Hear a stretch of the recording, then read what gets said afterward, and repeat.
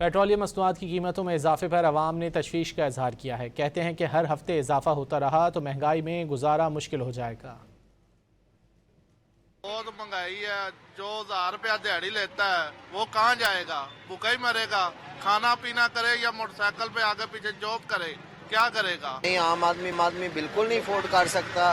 ये इनको चाहिए कि जो स्टॉक पड़ा हुआ है पेट्रोल कम से कम वो तो सस्ता दें। जब महंगा होगा 3-4 दिन बाद तो फिर ये महंगा करें। बाइक नहीं ली है, वो घर खड़ी कर दी है।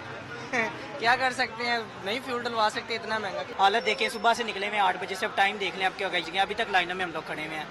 तो इनको हुकूमत हमारी को चाहिए थोड़ा सा इस चीज़ के लिए ख्याल करें, क्योंकि देखें एक जिसकी 40,000 मजदूर तबका है, उसकी सैलरी है, वो कैसे इस चीज़ को अफोर्ड कर सकता है। अगर ऐसे ही चलता रहा तो फिर तो बहुत गलत है।